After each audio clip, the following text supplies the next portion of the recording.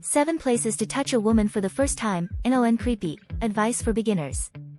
Leave a like on the video my love, and if you are new to the channel subscribe to receive new advice. Do this to help the channel continue to grow. Leaving a like is all I ask as a gift. Hey there, it's Pamela Raquel. Today we're diving into the art of that electric first touch with a woman you're vibing with. You know, those moments where a gentle graze or well-timed handhold can send sparks flying. Let's break down some smooth moves to try when the moment feels right. Before we get started, if you feel like you could use a little expert advice in your dating life, there's a link in the description or pinned comment to book a free 60-minute strategy call with one of our experts. Now let's dive in. 1. Cheek caress. Picture this, you're deep in conversation, maybe sharing a laugh or a meaningful moment. If the emotional intimacy is there, try brushing the back of your hand lightly across her cheek. It's a tender gesture that shows you feel that special connection. The key here is reading her body language and the overall vibe. Is she leaning into you, making strong eye contact, touching you in return? Those are green lights that a cheek caress could be the perfect way to physically express the closeness you're feeling. But remember, this isn't a move to bust out when you first meet someone or if things feel purely platonic. A cheek touch is for when there's already a warm, flirty energy flowing and you want to take it to the next level in a gentlemanly way. Think of it as a physical whisper that says, "I'm really feeling this special moment with you." And if she smiles or blushes, you know you've struck the right chord. 2. Knee touch under table. Alright, let's talk about the classic under the table knee touch. This one's perfect for those moments when you're sitting across from each other, maybe on a dinner date or at a cozy cafe, and the banter and chemistry are on point. When she cracks a joke that has you both cracking up or when the conversation takes a flirty turn, try giving her knee a brief gentle touch under the table. It's like a secret signal between the two of you, acknowledging that spark and inside joke. The beauty of this move is in its subtlety. It's a blink and you'll miss it moment that feels intimate and exciting. It's not about being handsy or aggressive, but rather about creating a private connection in a public space. Of course, as with any physical touch, gauging her reaction is crucial. Does she smile, giggle, and maybe even touch you back? Those are signs she's digging the playful vibe you've created. But if she seems uncomfortable or moves away, take the hint and dial it back. The knee touch is a fun move in the right setting but never at the expense of her comfort level.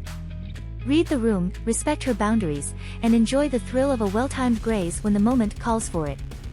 3. Holding hands. Next up, let's dive into the timeless art of handholding. This one's a classic for a reason. It's a simple yet powerful way to establish a physical connection and show your affection. Whether you're on a scenic stroll or sitting side by side, reaching for her hand can be a total heart melter. The key is to make it feel natural and unforced. If you're walking together, let your hands brush against each other a few times, gauging her reaction. If she seems receptive, try gently interlocking your fingers with hers. It's a gesture that says, "I want to be close to you," without being too overwhelming. When you're sitting together, whether on a park bench or cozying up on the couch, you can also try resting your hand palm up on your leg as an invitation for her to slip her hand into yours. It's a subtle move that puts the ball in her court and lets her decide if she wants to take the physical connection further. Remember, handholding is all about the context and the mood. It's perfect for those moments when you're feeling a strong emotional connection and want to express it through touch.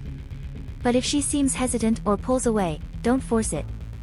The goal is to create a comfortable, consensual space where you can both enjoy the simple pleasure of holding hands when the time is right.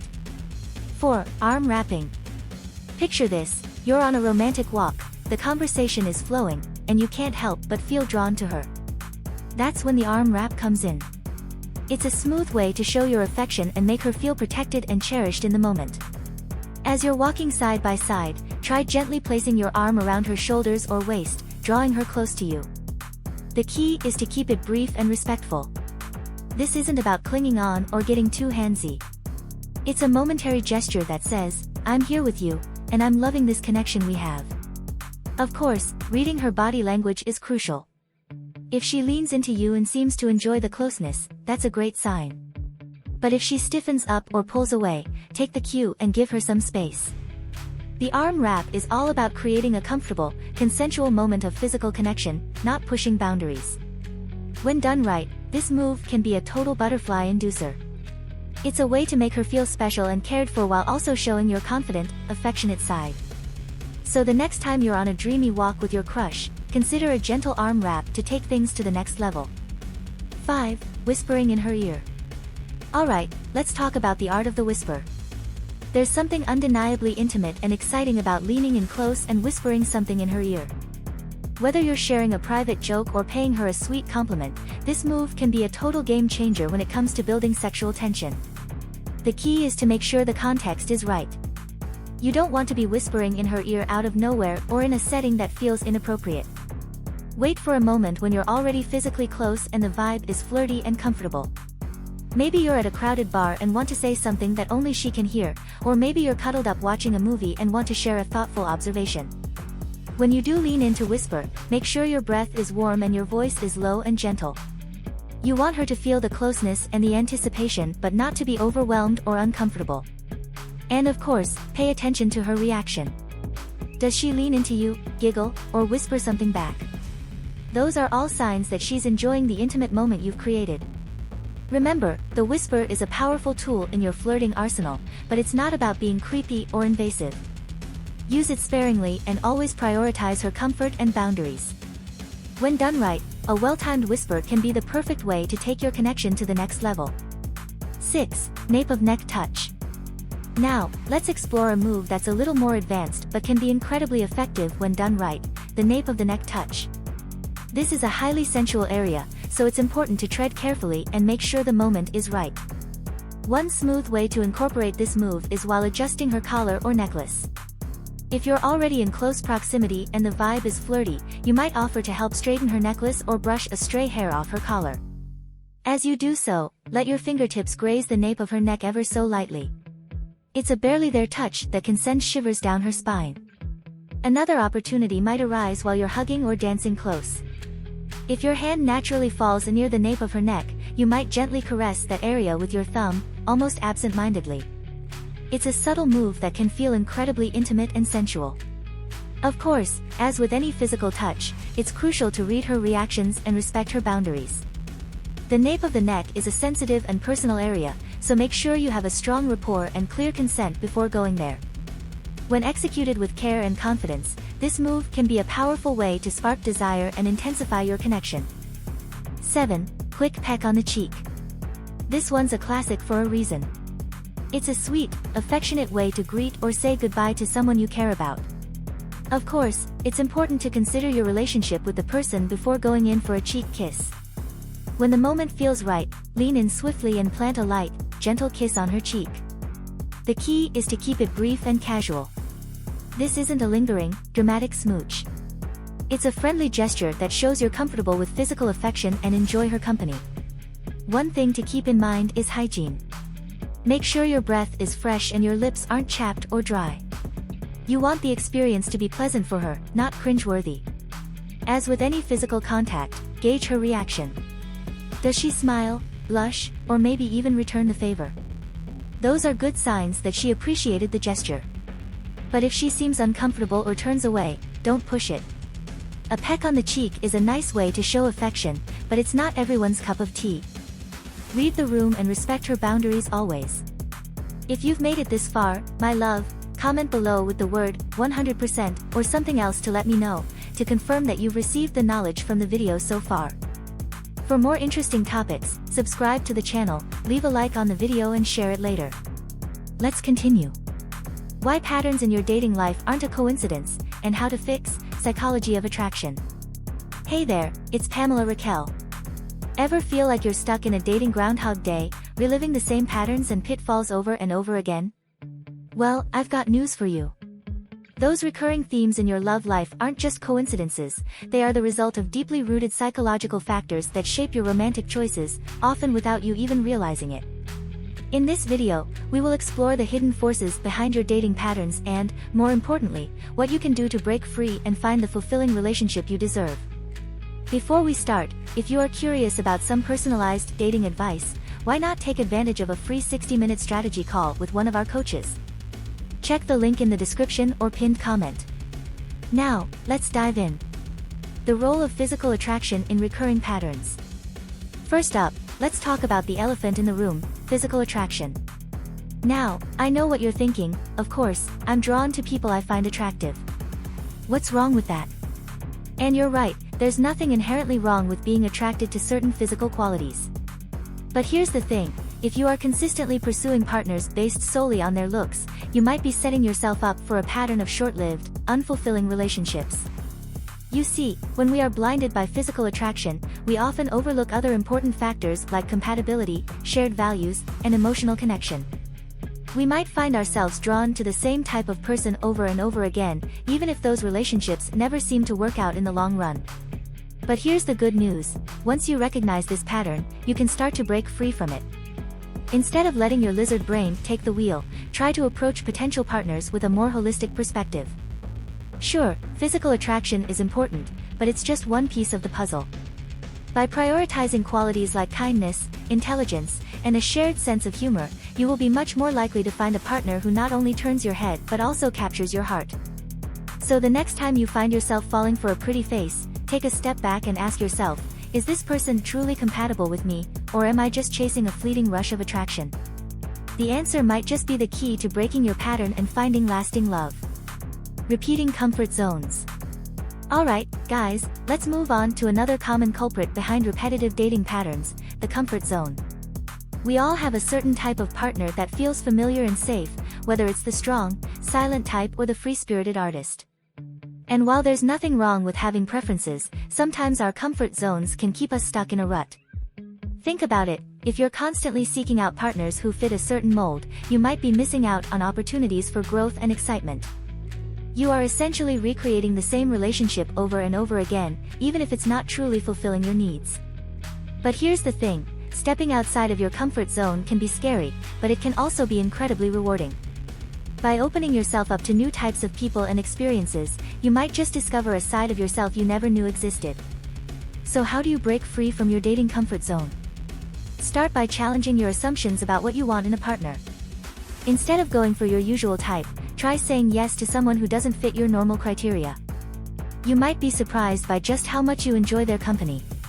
Remember, growth often happens outside of our comfort zones, so be brave, be open, and be ready to embrace the unknown. Your perfect match might just be waiting on the other side of your fear. Reinforcements of personal beliefs through partners. Now, let's dig a little deeper into the psychology behind our dating patterns. One of the sneakiest ways our minds keep us stuck in a rut is by seeking out partners to reinforce our existing beliefs about ourselves and the world. For example, if you believe that you are not worthy of love, you might subconsciously choose partners who treat you poorly because it confirms your negative self-image. Or if you believe that all relationships are doomed to fail, you might sabotage your own happiness by picking partners who are emotionally unavailable or commitment phobic. It's a vicious cycle because every time you have a relationship that fits your beliefs, it only serves to strengthen those beliefs. You start to think, see, I knew I wasn't lovable, or I told you relationships never work out. But here's the thing, guys, your beliefs are not set in stone. They are malleable, and they can be changed with conscious effort and self-reflection. The first step is to identify the beliefs that might be holding you back in your dating life. Do you have any negative assumptions about yourself or relationships that keep popping up? Once you've pinpointed these limiting beliefs, start challenging them. Look for evidence that contradicts your assumptions and start reframing your thoughts in a more positive light. And most importantly, start choosing partners who lift you up and support your growth rather than reinforcing your fears. Remember, your beliefs shape your reality, so if you want to change your dating patterns, start by changing the story you tell yourself. Believe that you are worthy of love, and watch as your relationships start to reflect that truth. The thrill of the chase. Alright, guys, let's talk about a dating pattern that's as old as time, the thrill of the chase. We've all been there, right? You meet someone new, and suddenly the pursuit becomes all-consuming. You are texting all day, planning grand gestures, and getting a rush from every bit of progress you make. But here's the thing, sometimes we get so caught up in the chase that we forget to ask ourselves if we actually want the prize at the end. We are more addicted to the excitement of pursuit than we are to the idea of a stable, committed relationship. And that's where things can get tricky because once the chase is over and the novelty wears off, we might find ourselves feeling bored or unfulfilled. We start itching for that next rush, even if it means leaving a perfectly good relationship behind. So how do you break free from the cycle of the chase? Start by getting honest with yourself about what you really want. Are you looking for a long-term partner, or are you more interested in the short-term thrill of conquest? If you do want something lasting, try to shift your focus from the pursuit to the connection. Instead of getting caught up in the game, take the time to really get to know your partner on a deeper level. Build a foundation of trust, intimacy, and shared values, and watch as the excitement of the chase transforms into the contentment of a genuine bond. Remember, the real prize isn't the conquest, it's the love and companionship that comes after. So don't be afraid to slow down, be present, and invest in the relationship that's right in front of you. The sunk cost fallacy in dating. Now, let's talk about a dating trap that's easy to fall into but hard to escape, the sunk cost fallacy. This is the idea that we are more likely to stick with something if we've already invested a lot of time, energy, or resources into it, even if it's not making us happy. In the context of dating, this might look like staying in an unfulfilling relationship because you've been together for years, or continuing to pursue someone who's clearly not interested because you've already put so much effort into the chase. But here's the thing, guys, just because you've invested in something doesn't mean you have to see it through to the bitter end. In fact, sometimes the bravest and most self-loving thing you can do is to cut your losses and move on.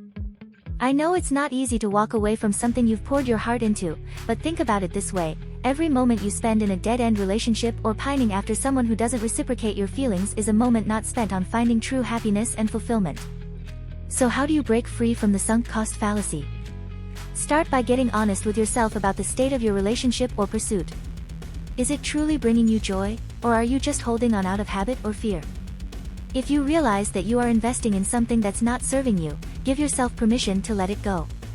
Trust that there are better things waiting for you on the other side of your comfort zone, and that your time and energy are too valuable to waste on something that's not meant for you.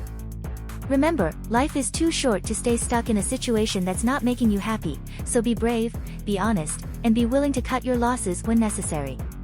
Your future self will thank you. Self-sabotage in romantic relationships. Okay, it's time to get real about one of the most insidious dating patterns out there, self-sabotage. This is when we unconsciously do things to undermine our own happiness and success in relationships, often without even realizing it. Self-sabotage can take many forms, like pushing away a great partner because you are afraid of getting hurt, or constantly picking fights because you don't feel worthy of love. It's a defense mechanism that's meant to protect us from vulnerability and pain, but in reality, it only ends up causing more of both. So why do we self-sabotage? Often, it stems from deep-seated fears and insecurities that we may not be aware of. Maybe we witnessed a lot of unhealthy relationships growing up, or maybe we've been hurt in the past and are terrified of it happening again. But here's the thing, self-sabotage is a choice, even if it doesn't feel like one. Every time we engage in a behavior that undermines our own happiness, we are choosing fear over love and comfort over growth. So how do we break free from the cycle of self-sabotage? The first step is to get honest with ourselves about our patterns. Do we have a history of pushing people away or picking partners who are emotionally unavailable? Do we constantly find ourselves in situations that feel like déjà vu? Once we've identified our self-sabotaging behaviors, we can start to challenge the beliefs and fears that underlie them. This might mean working with a therapist or coach to unpack our past experiences and develop new coping mechanisms. It might also mean practicing self-compassion and learning to treat ourselves with the same kindness and understanding that we would offer a good friend. Remember, breaking free from self-sabotage is a process, not a destination. It takes time, patience, and a willingness to get comfortable. But on the other side of that discomfort is a world of possibility where we can finally allow ourselves to be seen, loved, and accepted for who we truly are.